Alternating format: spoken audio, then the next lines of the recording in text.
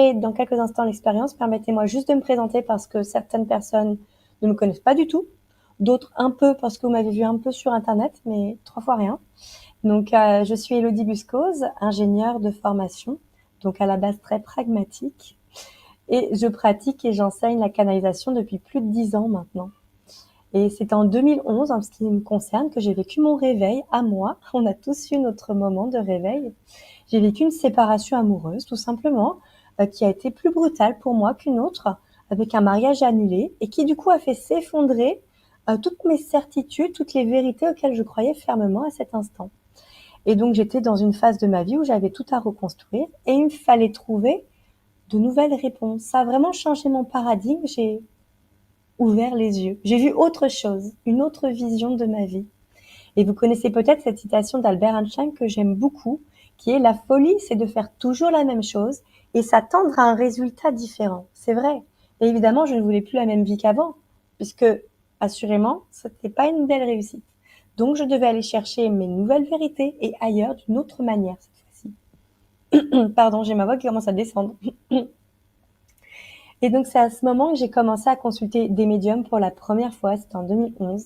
Précisément, c'est en 2012, janvier 2012, que j'ai rencontré le premier médium. Et 2011, j'ai commencé les médecines alternatives, que j'ai continué pendant longtemps. Donc là, une petite parenthèse, vous voyez, Access Bar, Aiki, Aura, Transformation, EMDR, EFT, Tati, Pyjamanisme. J'ai fait des huttes de sudation, je faisais une semaine de jeûne et de randonnée une fois par an. Voilà, j'étais en quête, donc je cherchais de tous les côtés. J'étais déséquilibrée pour retrouver un nouvel équilibre, et ça nous arrive tous quand on doit trouver un nouvel équilibre, on doit se déséquilibrer. Donc j'étais en quête de mes nouvelles vérités, du sens de ma vie. Je m'étais jamais posé la question auparavant, et je voulais véritablement connaître ma mission de vie pour avoir du sens et pouvoir poursuivre ma route. Et donc j'ai dû ouvrir mon esprit pragmatique du moment au monde de l'invisible et des énergies.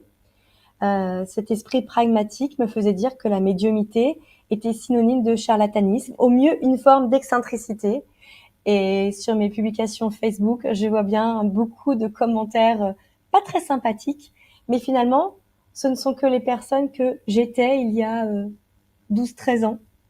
Donc voilà, c'est un cycle. Pour moi, c'était vraiment la panoplie, boule de cristal, gris-gris en tout genre, bref, la panoplie de Madame Irma.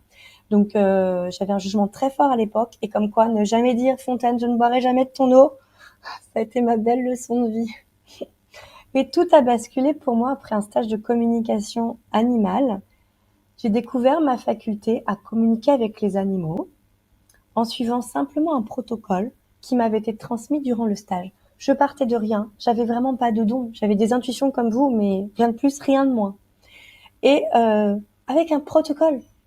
Moi qui venais d'une formation scientifique, un protocole, c'était très compréhensible pour moi.